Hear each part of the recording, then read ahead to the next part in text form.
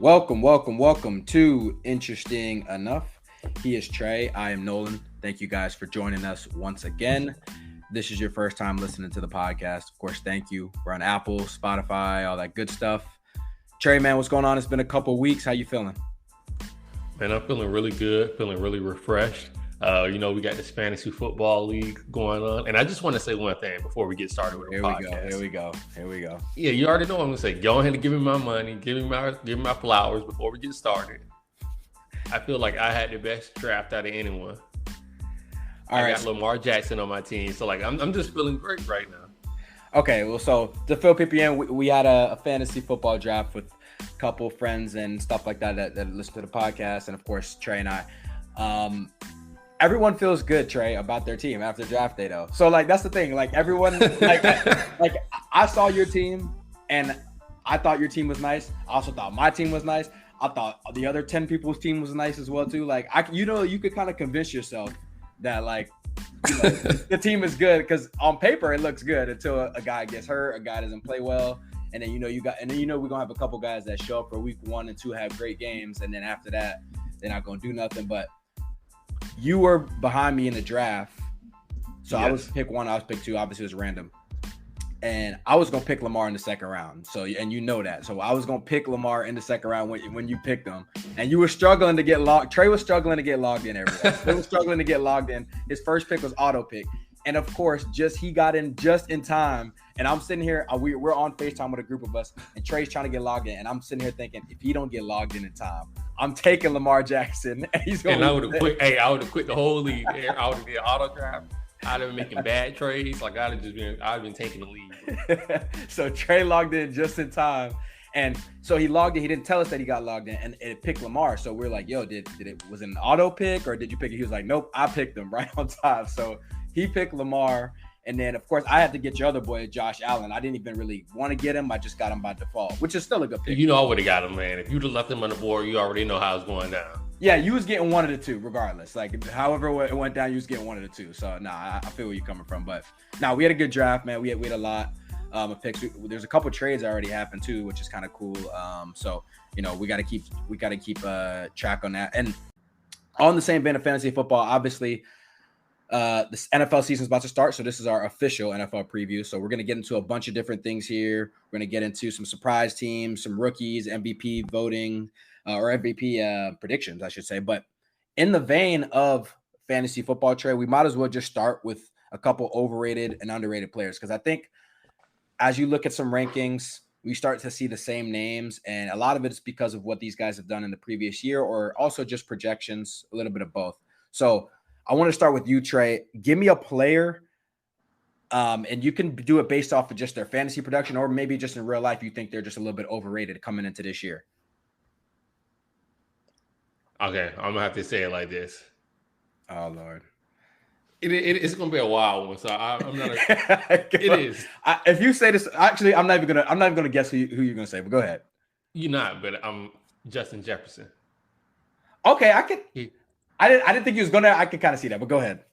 Yeah, and I don't think it's so much of him that's overrated. As I think that honestly, he's a wide receiver. So if you're a wide receiver, you're going to depend a lot on the quarterback. I don't think Kirk Cousins is going to get any better. I mean, he's a good quarterback, but he's just a good quarterback. And I think the Vikings, they've been getting kind of figured out the last couple of years. So for that reason alone, I can kind of see his production going down. But I don't think less of him as a wide receiver or as a player, because he still might be the best player at his position. Right.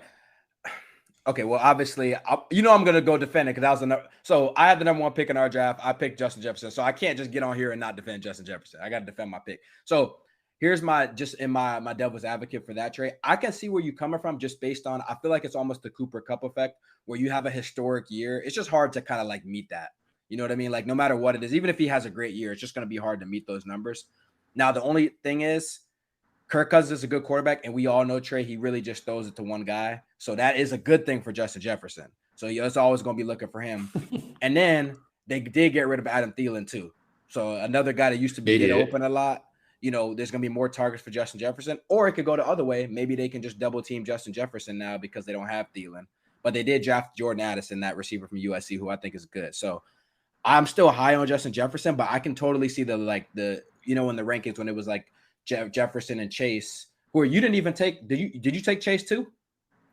Yeah. Okay, so you took Chase too. Now, if because it was 1 and 2 when we did it, if I would have taken Chase, would you still would have drafted Jefferson like next, or would you would have went somewhere else? No. So I would have still drafted Jefferson next. I want to clarify my statements when I'm saying that he might be a bit overrated.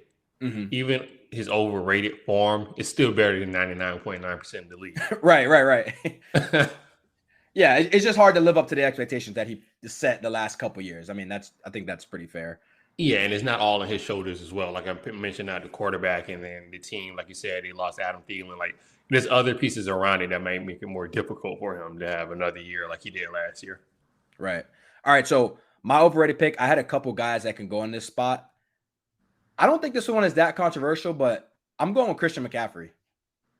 That might be a little controversial now. All right, I'll explain it. Christian McCaffrey super overrated when it comes to fantasy. Now, if you're a 49ers fan, he's going to be great for your team. A team with a bunch of weapons, a team that likes to run the ball, likes to pass the ball to running backs, and gets the ball to their weapons. McCaffrey is great. But what do we know about Christian McCaffrey? He's injury prone, and he's a smaller back, right? We know those two things. The 49ers, last time I checked, they have a bunch of weapons that they got to distribute the ball to. George Kittle, Deebo Samuel, Brandon Ayuk, even their backup running back, Elijah Mitchell. They have a bunch of weapons, and I think the 49ers are going to be doing it more by committee instead of just basically getting the ball with a high usage rate with one guy. And I think that's going to hurt Christian McCaffrey when it just talk in terms of fantasy points. And then secondly, Trey, Elijah Mitchell, that backup running back, when he has struggles staying healthy, but when he was in the game when him and McCaffrey played together, they basically split the carries as well. And if you're Kyle Shanahan, I don't care about fantasy football. I'm trying to make sure Christian McCaffrey is healthy in January in the playoffs. You know what I mean? So why would I give him 25 touches a game when I could just give him 15 touches a game, maybe 10 rushes, maybe 4 or 5 passes, and then I could spread the ball out to everybody else because my weapons are so great and still win games. So my McCaffrey thing isn't much, like I said, it's not a negative thing on McCaffrey. It's just based on the system that he's in. And I think that you got to keep that guy healthy because it'd be irresponsible to try to chase stats when you're trying to win a Super Bowl if you're San Francisco. But can't that have the opposite effect? I mean, you're saying you have to take into account the system that he's in. Think about him having a full offseason to get ingratiated with this 49er system under Kyle Shanahan, who we know he loves to use those players who are multifaceted, who can run the ball, but then catch it as a wide receiver almost, which Christian McCaffrey, say what you want, he's probably the best catching running back in the league today. Yeah, he is. No, he is the best catching running back in the league by far. And I see what his numbers spike up this year technically, because I mean the last couple of years he's playing in Carolina and he was the only guy. Okay, but let me put it into perspective. I agree his numbers can spike up, but we did a fantasy football draft and he was ranked 4th on the ESPN rankings. Are you telling me he's going to be? Are you telling me he's going to get more points than Derrick Henry? His usage rates are going to be high. Than Nick Chubb, than Tony Pollard, than Jefferson, Chase. Tyreek Hill, all these guys that are the main guy on their team. Everybody that I just named doesn't have as much talent. Maybe the Dolphins because they got Waddle and a couple guys, but besides that, none of those teams are as talented as the 49ers. So I still think, is he going to be a productive running back 1 in fantasy? Yes. But would I have considered if I was 4th or 5th, maybe just drafting Travis Kelce because I know Mahomes is always going to go to Kelce, or drafting Tyreek Hill or something like that because we know Tua wants to go to Tyreek Hill? That's the only thing I'm saying there. So I think, you know what I mean? Nothing disrespectful to McCaffrey, but I just think it's something to keep a look after. And this guy I didn't pick as well, Trey, but under the same vein, I had the same thought about Mark Andrews as well too, just because of the new weapons and stuff like that with Odell over there and Zay Flowers and all those guys. I'm not saying that Mark Andrews isn't going to be great, but how many targets are you going to get? You know what I mean? So that's a fair point. Yeah. So that's kind of, I guess I'm just looking at it as a usage rate thing. Let's go to underrated though. Do you have anybody specifically, maybe when you were drafting, you were like, hey, I bet nobody's going to really think of this guy, but I'm going to go grab him, or just maybe how they're going to play on their team this year and help them win? Anybody like that? So I don't know. It's a rookie, so that's why I don't know if I want to call them underrated because I mean they're rookies. They haven't put anything on tape. You better not take my pick. You better not take my. Go ahead. I think it is your pick, but I'm rocking with Baltimore, so I don't know.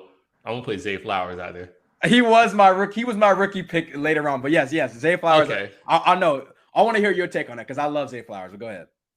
Dude, I think he's electric. I know he's a smaller, kind of undersized wide receiver, but I mean, he has the speed.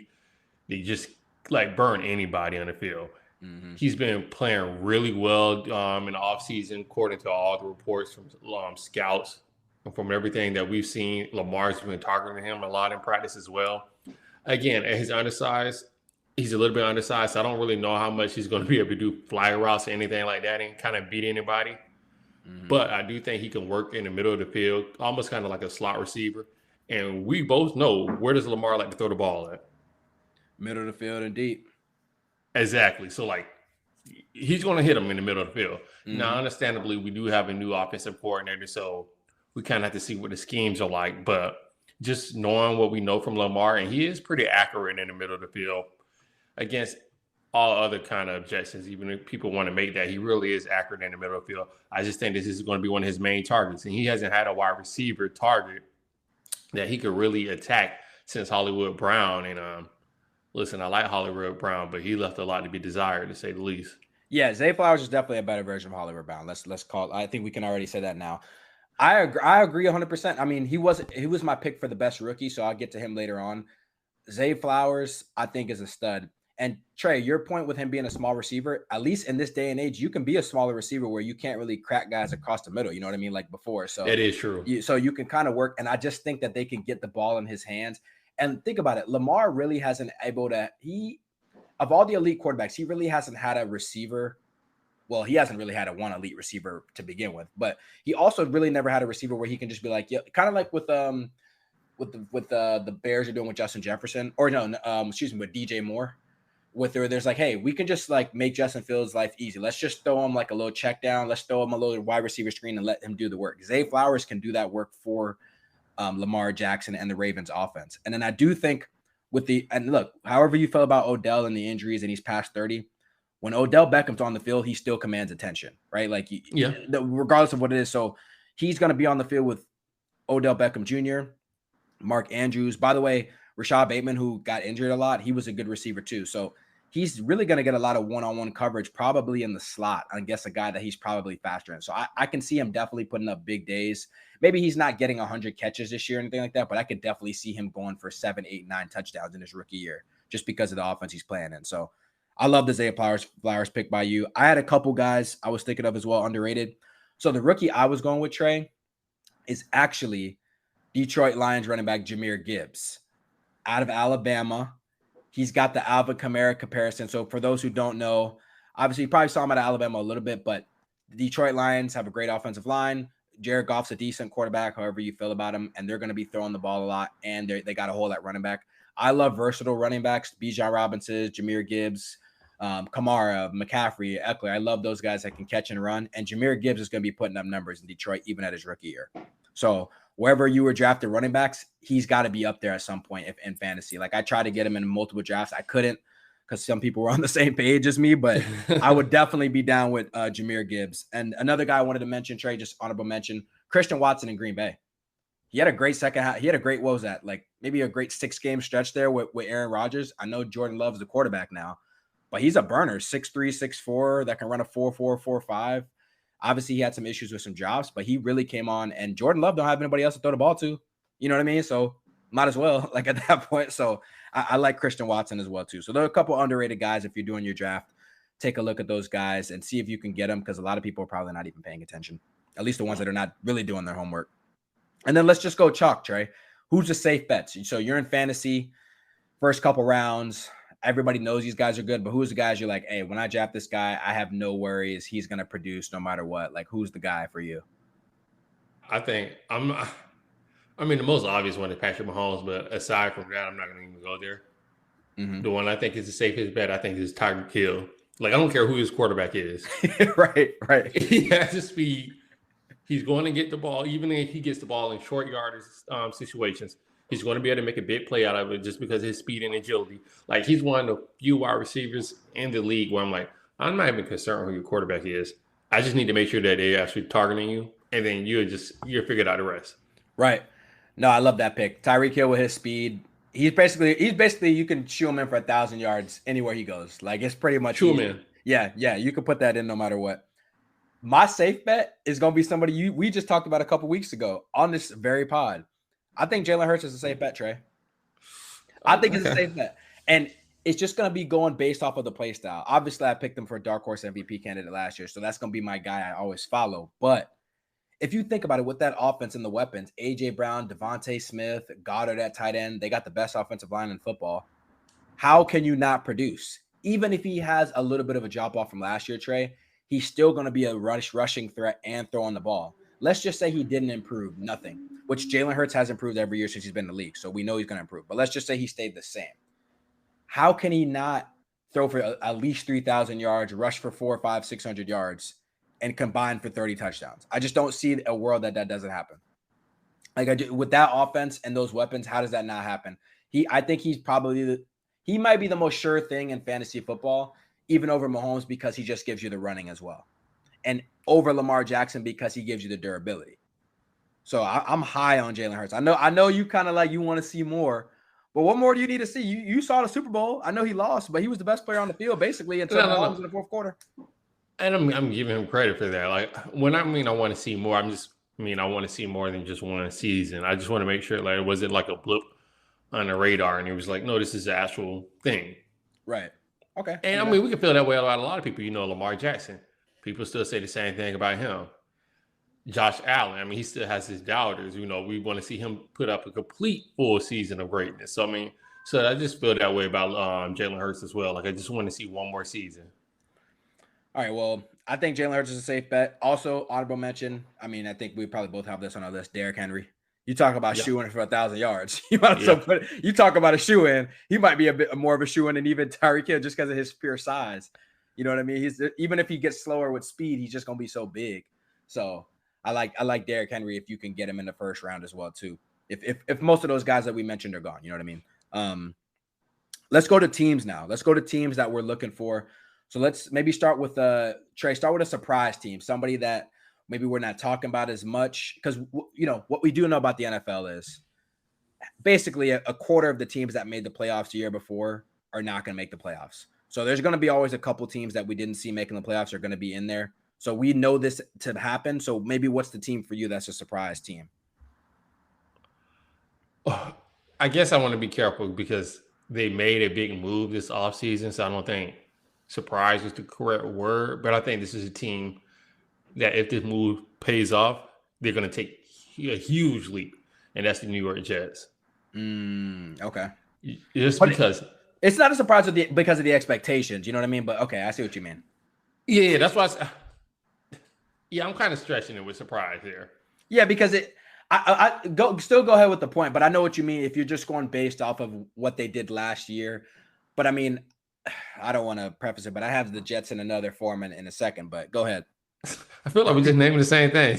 Yeah. But, no, I would just say the New York Jets, and I'm just going to keep this one short because, like you said, it's not the biggest surprise in the world, but the reason I want to show them is just because this is a team that has Super Bowl potential.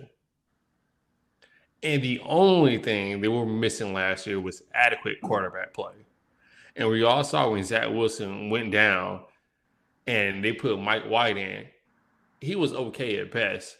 And they still looked like they were a legit playoff contender, like a team that you really didn't want to see in the playoffs with Mike White. So I just think that now with the addition of Aaron Rodgers, hopefully they can kind of shore up the offensive line because I know it's the preseason, but they haven't looked good in the preseason. And by all accounts, even in camp, they had some concerns. So they definitely have to shore that up because Aaron Rodgers is not quite as mobile as he was 5 or 10 years ago. But still, I think he's one of the best quarterbacks we've ever seen play. They have the wide receivers. They have a running back in Breece Hall who should be hopefully healed up from the ACL injury by midway this season. They had a defense. They have all the pieces now. So I think they have a chance to really compete. I do disagree with that pick, and I'll get to that in a second. But let me go to my surprise team. I had a couple candidates, Trey, and unlike you, I actually followed the question. I picked a real surprise team. All right, so I'm going to go with the Saints. You know from doing this podcast with me, I'm high on Derek Carr. I'm a Derek Carr fan. I think he's better than a lot of people give him credit for. I think he's motivated because of it not working out with Josh McDaniels and the Raiders. I think the Saints are always a competitive team no matter what. You know, especially with that defense, even when they had bad quarterback play. By the way, some of the bad quarterback play did stretch towards the end of the Drew Brees run. Let's not forget. Some of the Drew Brees at the end there was not great. So yeah, we can't throw anymore. Right. So he was great for a long time, but at the end it was kind of rough. And I think that they're motivated. My only question is really the head coach. I'm not really a big Dennis Allen fan. I think he's a great coordinator, but sometimes being a head coach, I'm a little sketchy on. But you add Derek Carr, who's a competent quarterback, who's better than who they had last year, Andy Dalton, Jameis Winston. We can all agree on that. I don't know what we're going to get out of Michael Thomas. I'm not going to sit up here and tell you we're going to get the old Michael Thomas. But if he's even just playing for half of the games, I think that's doable. I think Kamara, once he comes back off of suspension, I think he's still a legitimate weapon in this league. And I'm high on Chris Olave, the receiver. I told you I think he's the best out of all the Ohio State receivers, even better than Garrett Wilson. So I think that the Saints, by the way, Trey, in a super weak division and a weak conference. So just alone, they should be able to get to crawl to 9 wins no matter what. And then all they got to do is just really sneak a couple games that they probably shouldn't have been projected to win. Got to sneak a couple of those games, and then they should be good. So I'm high on the Saints. I think the Saints got a real chance to win the division. I'm not saying that they're going to go to the Super Bowl, but I'd honestly be surprised if they didn't win their division at this point. I mean, like, who did they have in the division? You got Baker Mayfield with Tampa. Yeah, you got Desmond Ridder with the Falcons, and then you got a rookie Bryce Young. Yeah, like, yeah, they should win. Like, give me a break. Like, and let me just throw a second one because I want to see how you feel about this, because that one's kind of a gimme just because of the division. It's kind of like somebody's got to win it. I think my second one, I was kind of torn, but I think the Steelers are better than what people like realize. Kenny Pickett, they played really well. Did you realize that they went like 8-2 or something like that the last 10 games of the year? Like they kind of got hot at the end of the year. They had Najee Harris. Obviously, I'm a big fan of who I know a lot of people aren't high on fantasy wise because he doesn't break a lot of big plays, but I think he's a good back. You got Kenny Pickett. I know you're a George Pickens guy. You got you got George Pickens there. By the way, TJ Watt missed a bunch of games. So if he stays healthy on defense, Minkah Fitzpatrick, that's a tough division though. Because the Browns are good with the nasty man.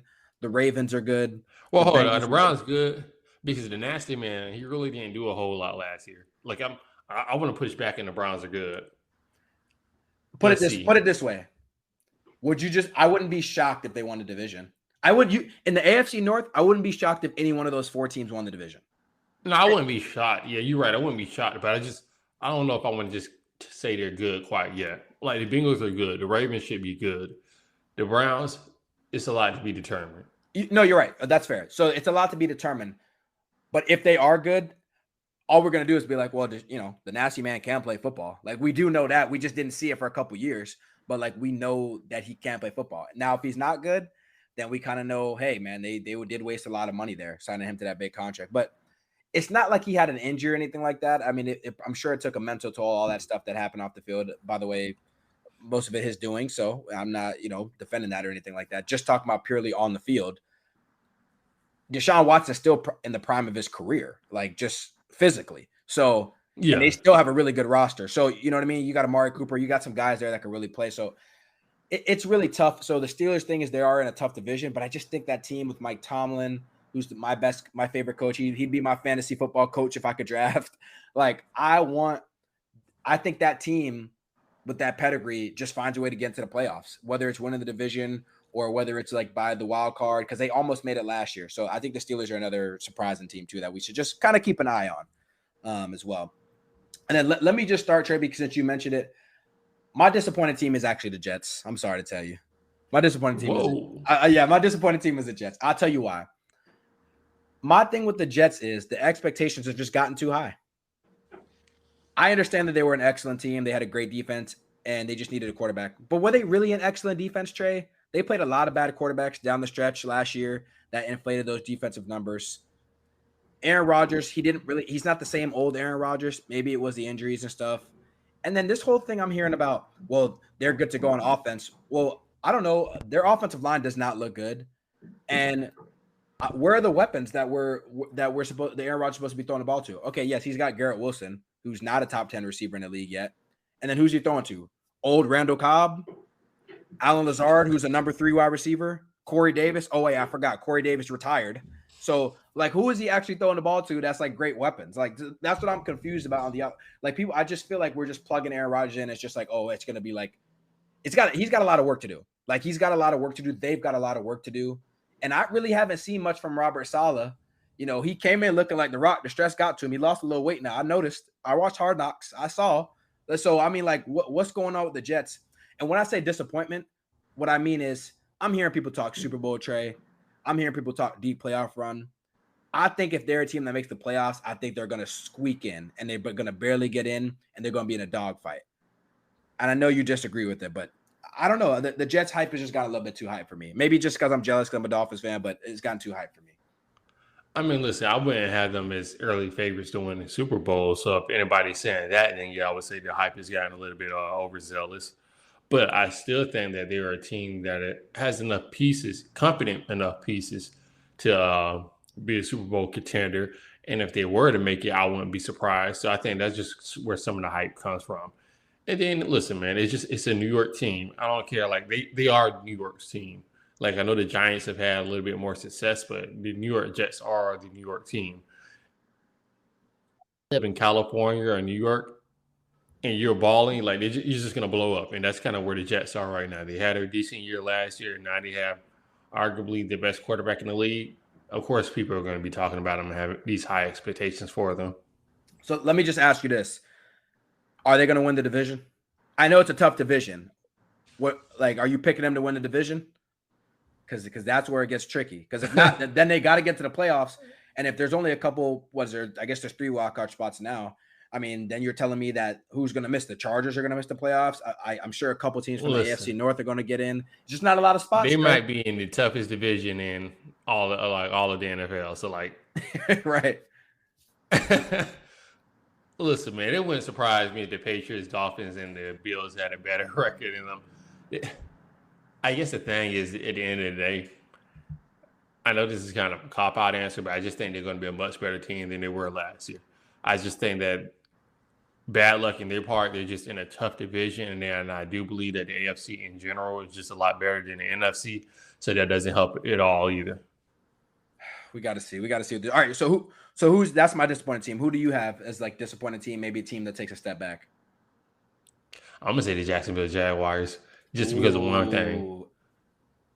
Listen, Doug Peterson, he's an okay coach, but I just think that they took a big jump last year because they were just coming off that Urban Meyer scandal, and I just think Urban Meyer was just not a good NFL coach at all. But I don't think they're going to make another jump this year. I think they're going to kind of plateau. I'm not really sold in Trevor Lawrence. He's a turnover machine. Like, he fumbles a lot, especially when it's raining. I don't know if you noticed that, but when the weather's kind of bad, that's when he really gets those fumble yips. Mm-hmm. So, like, I'm not really sold in Trevor Lawrence yet. And then Travis Etienne, a smaller kind of running back. You know, he's had some injury history over these last couple of years. I'm not sold on him either. Like, how about Calvin Ridley, though? He does have the number 1 receiver, Calvin Ridley? No? When's the last time he played? It's been a couple of years. It's been about a year and a half or so. Yeah, it's been okay. I'm not even trying to be funny when I say that, but I'm just saying, like, we just saw that with Nasty Man when he tried to come back. Yeah, like, it takes a while for you to get back in the shape and like just get. I mean, you're not playing quarterback. You're playing wide receiver, a place where you need excellent athleticism. Any kind of drop off, and you could be really, truly detrimental to your career. So, like, that's just the unknown. Yeah. I think the Jacksonville thing, they almost feel like a year too early. You know, everyone got on the hype train because I can get that. Yeah, you're too early. I like that take better. Yeah. Yeah, like that's kind of what it kind of feels like. By the way, obviously, almost in the sport doesn't count. However, they did almost lose that game. Like, they almost tried to throw that playoff game away. They did deserve to lose. I know it almost doesn't count, but they deserve to lose. Yeah, so let's not forget, it's not like they just won in convincing fashion, but they get credit. You know, the same way you get blamed for letting the lead go like that, you also get credit for coming back. So it is what it is. But I think they're a year too early. And I also think that they're in a weak division, but, you know, like the Titans, we're not big fans of Will Levis on this podcast, but as far as on the field, but they always play tough. You know what I'm saying? Who's to say that Jacksonville just runs away with the division? You know what I mean? Like, who's to say that DeAndre Hopkins? By the way, we talk about a guy that hasn't produced in a couple years. People say what they want about DeAndre Hopkins, but he produces every year when he's on the field. So, and what are you going to say? Well, we got to see who his quarterback is. Well, you remember who his quarterbacks were with Houston before Deshaun Watson? It was a whole bunch of guys we don't know their name, and DeAndre Hopkins always produces. So I'm not sold that Jacksonville is just going to run away the division like you're saying. I think they'll ultimately win it just because who else is going to win it there, but it's not a foregone conclusion like you say. So I actually really like that pick. I like that pick a lot. I'm not going to waste time. You stole my pick with the best rookie, Trey. Zay Flowers was the pick. We kind of went over him. South Florida's own. I think he's going to be the steal of the draft. I think when we look back and all those receivers that got drafted, he may be the guy that people look back and like, dang, we wish we would have got him. So we already talked about Zay Flowers, but I just got to mention that was my rookie. Do you have anybody like a rookie that you're looking out for, that maybe a first round pick, a second round pick, something like that that you think is just like going to light it up that we don't know about? I mean, none that we don't know about, but I just think Bijan Robinson, I think that his game is just going to translate so well to the NFL. Mm-hmm. And I think he's going to be one of those guys that you just refer to like as a stud. Like, kind of like Derrick Henry, like, oh no, this translates well. We can't do anything about him. He's a man amongst boys. And I think that's just kind of where he's at right now. So I think he's going to have a good year. Obviously, it wouldn't be much of a surprise. He's probably the best running back coming out of college, probably in the last 5 or so years. So, like, it really wouldn't be a surprise, but that's who I want to see. He's got to be the best. I think he's the best running back prospect to come out since Saquon. I think that's pretty fair. Like, Saquon was the last guy where you saw Saquon in college, you were like, yeah, this is going to work. Like it wasn't like you wasn't confused. You wasn't unsure. Like, I think Bijan Robinson was the only guy in the draft, Trey, that you can tell me with 100% certainty is going to work. Like, no matter what happens, not even any of the quarterbacks, because, all the quarterbacks got questions. I'm like, Bijan, you plug and play. By the way, Atlanta didn't even need a running back, but that guy was so good. I was going to say he's not even going to a good team, and I still think he's going to be a stud. Right, exactly. Like, so I think he's going to put up 1,000 yards, all-purpose yards, barring injury. So I like those picks a lot. All right, let's get to, I think, Trey, this was the toughest of it all. The MVP pick. Yeah, it was tough. I mean, I've been kind of like tossing around in my head still, like it's tough.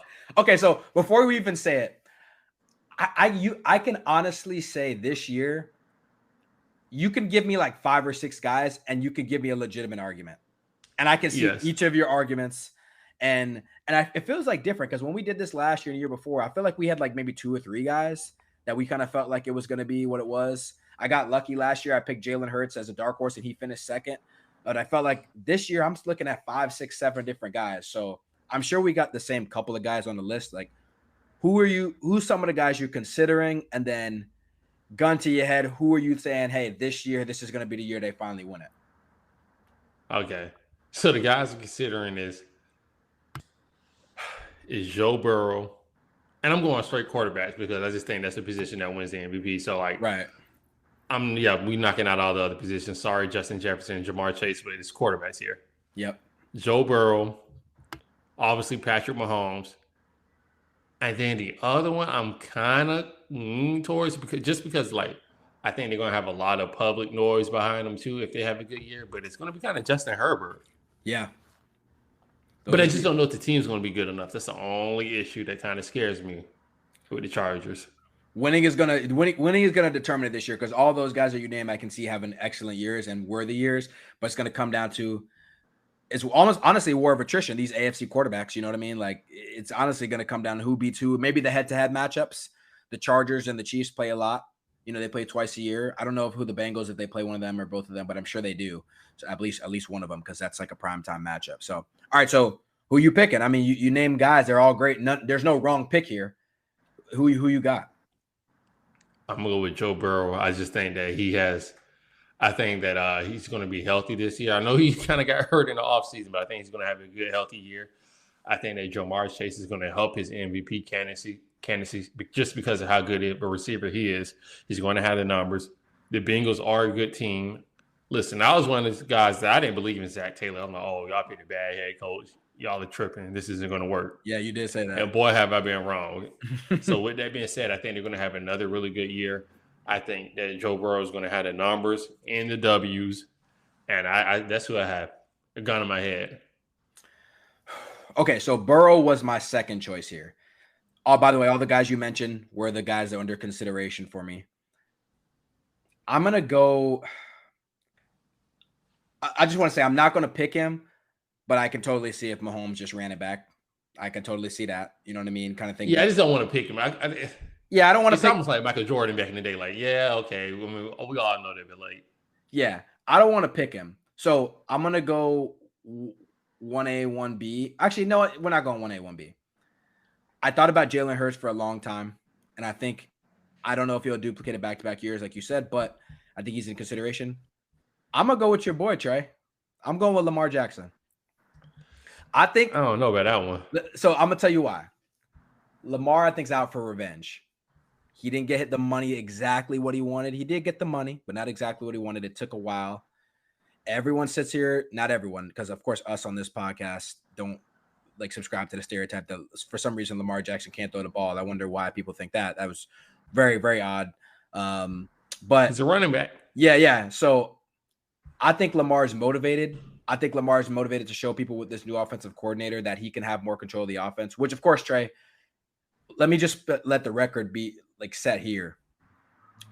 People always ask why Lamar didn't have control of the offense more and why they were just running. It wasn't Lamar's choice, everyone. He didn't wake up and decide this is what he wants to run. Greg Roman and John Harbaugh and the organization decided that's what they were going to do. And Lamar can throw the ball because he threw the ball in college and he's even improved, right? Like he had things to improve on and he has. I think with the weapons that he has, he finally has weapons that Joe Burrows and Justin Herberts and even Mahomes previously has had. And he's done more with less. He's done more with less than Jalen Hurts and all those guys. And I think with weapons, if he stays healthy, even if he doesn't play 17 games, if he gives me 14 games of running and throwing at just his standard rate, he would be in the race. And I think with the addition of those weapons, I think he's going to be in the MVP race.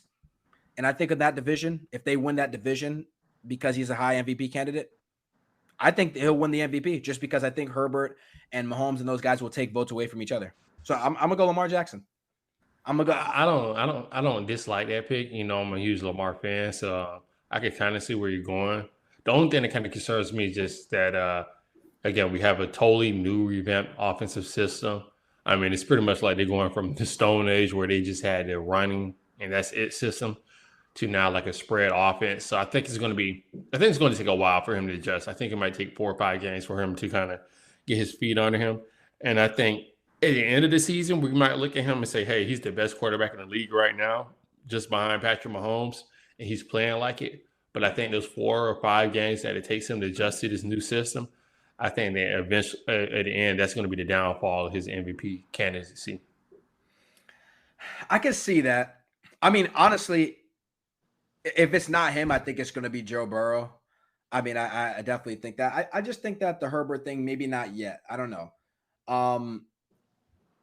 In dark horses, I don't even know if there's like a real dark horse this year because I would have in previous years picked Russell Wilson as a dark horse, but I'm not on that narcotic anymore. So I'm not with the Russell Wilson thing anymore. Please don't. Yeah. I think he'll have a better year than he did last year because how much worse can it really be? But like, no, seriously, it really can't get worse. I mean, what is that saying though? Like, I mean, I hear you. But what does that mean? Like, it literally can't get worse. So, I mean, he should have that. But outside of like a couple of dark horses, I think Derek Carr will be in the MVP conversation for a while, just because I think the Saints would be good. I don't think he'll win it, but I think I can see him with a top 5 MVP finish or something like that.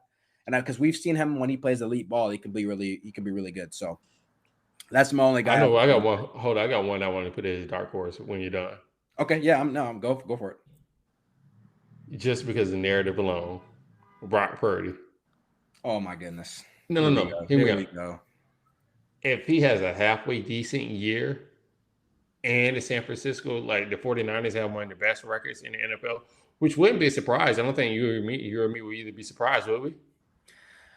I actually thought the 49ers are going to take a step back this year. I didn't mention this. Oh. Yeah, I guess I should just say that. I think the 49ers... Yeah, go ahead and mention that, Yeah, I should. Yeah, you just teed me up for it.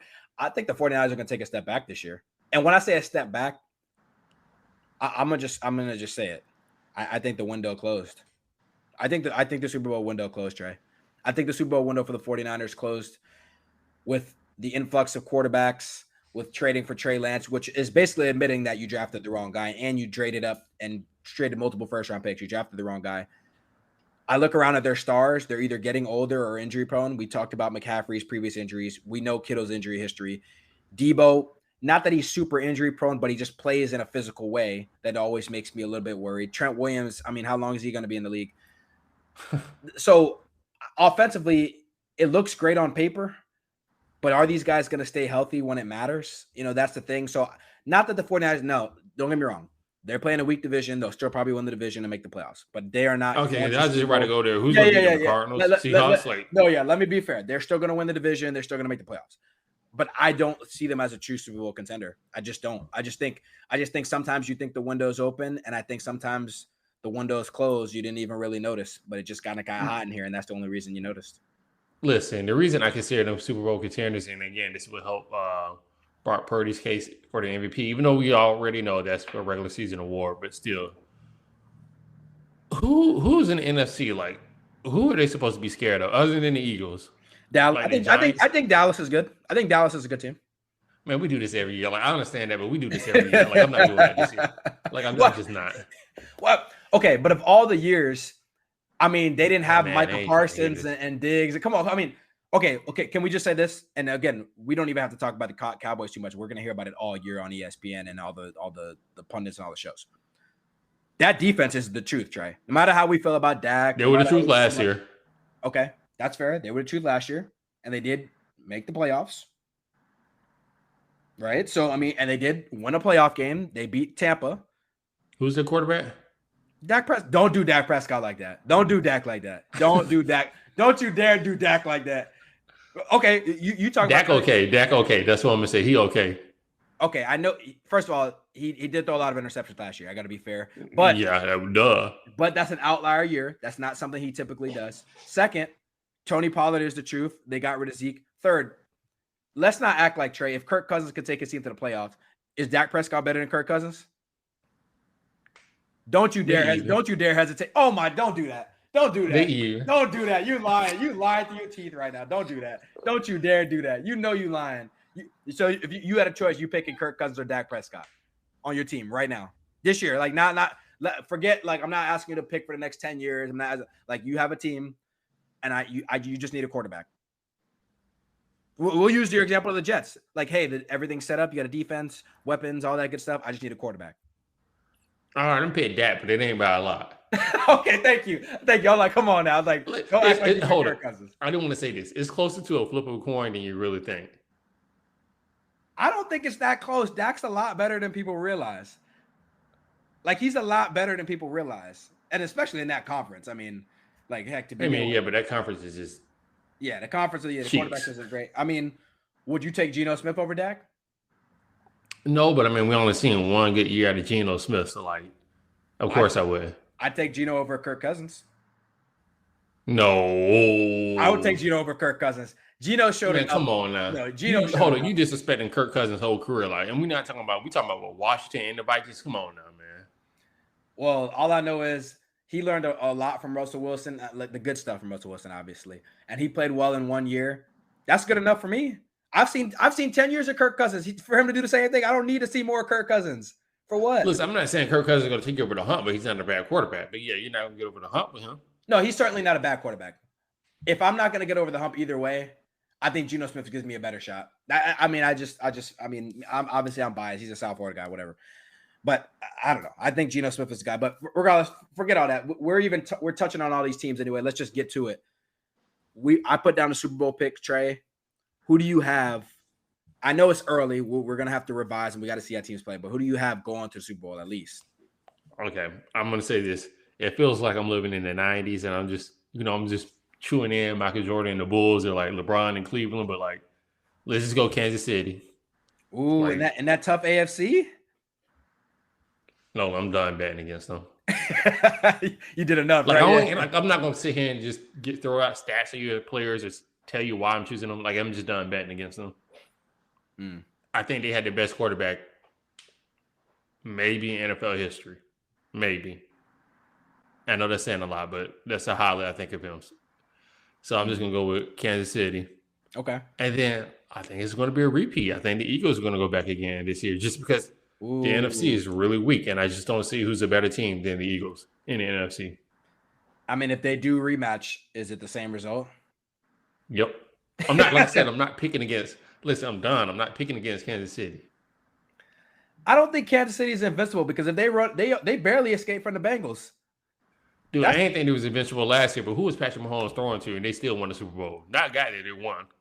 I mean, he's throwing to Travis Kelce. Don't do that. He still got Kelce, but then we had like Smith-Schuster, Harmon. Like, who is he really throwing to, like, other than Kelce? I mean, I like Kadarius Toney, but I know he's injury prone. But yeah, I say, come on now. I get the point. I mean, I'm going a little different. He didn't do nothing when he was with the Giants either.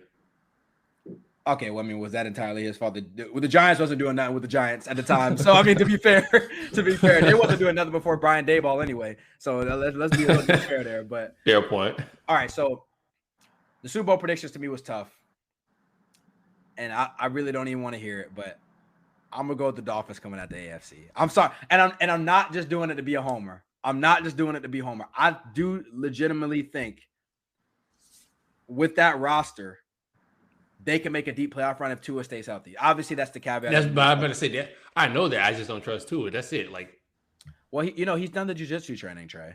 Like, I don't know. I see that. Like, when he's falling on the ground, he's spinning out instead of just slamming his head against the ground. I like it. Yeah. So he's done look. Let me just be fair. I'm the first one that is a little skeptical about jiu-jitsu training. That's all good and fine until Aaron Donald's running for you and you're running for your life. Like, I don't know about that. Like, I got to see it to believe it, but I've seen a couple things in preseason that showed me some signs. And I think that roster is good enough. Now, the only thing is, and here's the thing I think that's also going to be a good test for them, Trey. They play in the tough AFC and they play in the tough AFC East. If they get through that division and they make the playoffs, I mean, they've seen great teams all year long. Like, it isn't going to be that surprising. And I think the key to me is they got to find a way to get home field. Like, if they got to go to like Arrowhead or something for the AFC Championship game, that's tough. You know what I'm saying? But like, if they can, like, well, let's say they have a miraculous year and they win the division and they get, because I can see them getting the number 1 overall seed, just in terms of the AFC North teams are going to beat up on each other. The AFC West teams, specifically the Chiefs and the Chargers, are going to beat each other. And the Chiefs sometimes, they have mental lapses. They're like the Heat when they had the big three. Sometimes they just don't show up for some games. And it is what it is, but because they know they can turn it on in the playoffs. If they have a season like that, I'd rather see Kansas City come to Miami on the road and do that. But I know it's lofty, but I think I wanted to zag a little bit in the AFC. And in the NFC, I'm going with the Cowboys. And not just because they talk about the Cowboys a lot on TV, but this year I do feel like the Cowboys have the most talented roster in the conference. And it's kind of like you said, who else is going to go? And I think if they play the Eagles and it's a home field advantage situation, because if they can find a way to win the division, same thing. I think they can find a way to break through and get the Super Bowl. I think, especially with that defense, because if you can start rushing after Jalen Hurts and make him just a passer, I think you got a chance. If it's any team's defense that can slow the Eagles down, and I'm talking about the entirety of the league, not just the NFC, then I think you do have a fair point. It probably is the Cowboys. Right. Yeah. So, I'm not 100% betting on it to happen. But that's just my prediction for now. We'll amend it as the year goes. You know what I'm saying? I'm going Dolphins and Cowboys. So I'll put you down. You got Chiefs and Eagles. Now, I guess if I have to pick a winner, I just can't pick against the team. I mean, I'm not going to pick against my team. I'm sorry. I don't care if we're doing a podcast. Like, it's just not happening. So, I'll say that you pick the Chiefs. I'll put that down here. That way you have it. Okay, cool. So we got our predictions. Everything looks good. I mean, we got to see how it goes, but I want to thank everybody so much for joining us. Hold on. Okay. I do want to say one thing. Did you see those hurricanes? Oh, we do got to mention that. I did forget. Yes, it's that time of the year. Now, listen. If we start losing 2 or 3 in a row, I'm telling you right now, no, don't bother me with this. That's right. Right now, let's have a good moment. The Canes are 1-0. Nobody tunes in to listen to us talk about the Canes. They're just Trey and I. But the Canes are 1-0. They look really good.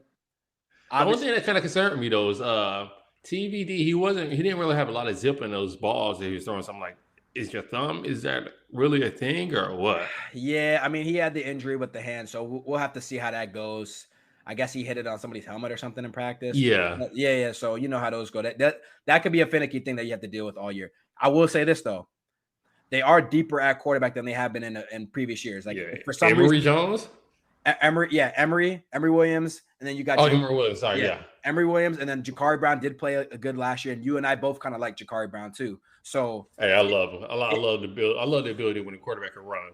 Right. So if he has to play for a couple of games and stuff, I think it's good. But they look better on the offensive line trade. That was the first thing. Both lines, defensive line, offensive line. I know the offensive line looks so improved. I mean, they were able to run the ball this year. Remember, they couldn't run the ball last year. No, I remember. I remember they couldn't run the ball. Yeah, no, don't remind me. I know they couldn't run the ball. They look good. No, I mean, I'm excited to see. We got to see how they get into conference play. But well, we got to keep it humble. I mean, before conference play, remember next week we got Texas A&M, so that should be a good test.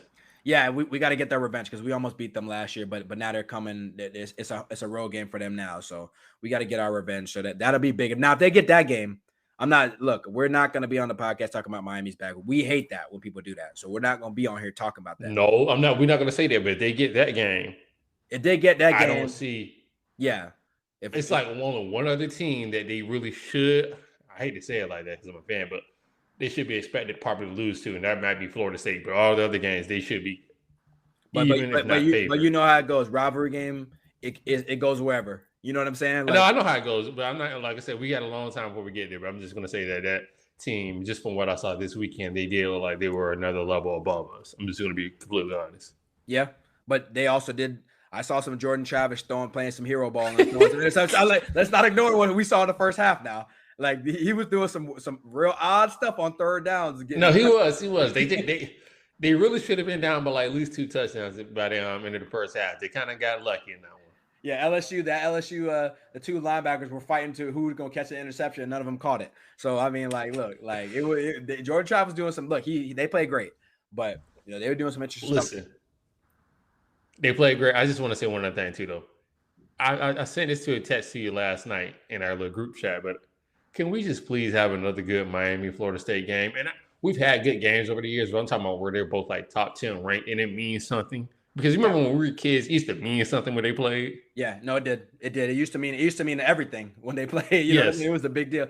Yeah, I mean, I think that would be great, even if like Florida State's a top 10 team, and even if we're just at least in the top 25, ranked and stuff. No, I want us to be top 15 at least. Now, come on. I just don't know if they'll get us that. When do we play them? Is it in the middle of the year? I don't know when. It's towards the end of the year, but when we do play them, we've already played UNC and Clemson. So I mean, I'm just saying. Let's just say Texas A&M, UNC, Clemson. Somehow we beat all those teams. Well, if we go in there undefeated, I mean, yeah, then it's like, yeah. Yeah. And listen, I'm just saying, Clemson, we got to see them tonight. We don't really know what they're going to look like. UNC, they look okay, but I mean, we already know they do UNC things. So, like, I don't know. I'm just optimistic right now. Of course, I'm not going to be the one that say, "Oh, Miami's bad." We both hate that, but I'm optimistic, and that's a good feeling because I haven't been optimistic about the Hurricanes in a long time. Well, listen, speaking of optimistic, because I almost forgot before we get out of here, Colorado. What's up with Colorado? I mean, first of all, everyone was tuned into the Colorado game, like as if we was like alumni of Colorado. It's the funniest thing ever. All black people was watching Colorado. All black people. You said like that. All black people was watching it. So all black people was watching Colorado. It was a great time. I'm happy. I'm happy. I'm happy. I'm happy for that crew. By the way, I just want to say one thing and then I'll let you go. Oh no, take it away. For the people, just a shout out for the people that were like coming after watching the Colorado game and they're like, "Whoa, Shedeur Sanders, that quarterback is really good. Like, man, he might be a first round pick." Let me just break this down to you guys. But for those that just thought that he was just at an HBCU and at an FBS school because he just like didn't have the talent to play anywhere else, stop not paying attention. He was a 4-star recruit that could have went to most colleges in the country, but he decided to go play with Prime, who was his dad, who coached him in high school, and then go to coach him in college, which a lot of kids do, by the way, too. So why people were like sitting here act like it's actually very skeptical to me that people are on TV like just really surprised that Shedeur Sanders is good at football. It's like, yeah, he was on the ESPN 300 as a 4-star recruit like 3 years ago. Like, I'm so confused. But regardless of that, I just had to mention that. But Colorado, I'm glad they was able to put up points. They got a depth issue, like I know you're gonna get into that, Trey, but I'm glad for them to get that first win. I don't know how the rest of the season is gonna go, but that first one I felt like was vital, whether people believe or not. I'm just glad that they was able to have that moment. Man, and I do want to add one other point to this equation. Not only was Shedeur Sanders kind of left away at the wayside when people were discussing, HBCU football and whatnot, but Deion Sanders, people didn't treat him like a legitimate coach. And I remember when FSU was having their coaching search a couple of years ago. I live in Tallahassee, so I hear all the rumors and all the people down at home talking. And I remember a lot of people then were saying, well, he's not a real coach. What is he going to be able to do? Like, he's not going to be able to take over a program like this. And now, listen, FSU, it looks like they got a winner. It looks like they got the right coach. But, man, could you have imagined Deion here? Crazy. Listen, as a Miami fan, I'm happy they didn't get Deion because he would have had to stay on lock. Yeah, recruiting would have been on lock. It'd have been over with. No. Recruiting would have been dead. Like, we would have just been in scraps. And let me tell you something, just to put in perspective. He got Cormani McClain, who was a 5-star recruit corner from Lakeland that was committed to Miami. He got last minute. Can you imagine if Cormani McClain was in the state of Florida or the rest of those guys? He would have just wiped the state out. You're right. It'd have been crazy.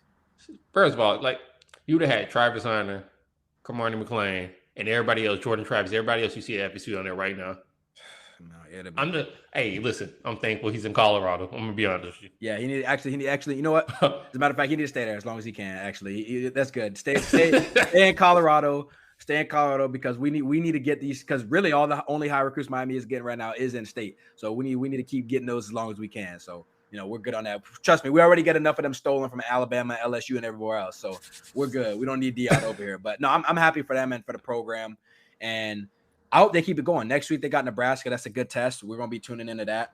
Oh yeah. So that'll be fun. Actually, I'll be at Trey's neck of the woods, Seattle, next week. So we'll definitely be seeing that for sure. So we got a lot coming up as well for you guys. But I want to thank everybody so much again for joining us. Again, we're on Apple, we're on Spotify, we're on all that good stuff. Stay tuned. We got a lot of stuff coming up, specifically next week. We're going to drop a little teaser, but we got something big for you guys coming up next week. So stay tuned in with us and stay tapped in as usual. And I will swing it to Trey. Again, thank you so much, guys, for joining us again today. We really do appreciate it. Again, we're on all the major platforms, Spotify, Apple Music, YouTube. Check us out wherever you can. Again, until next week, stay safe. Peace.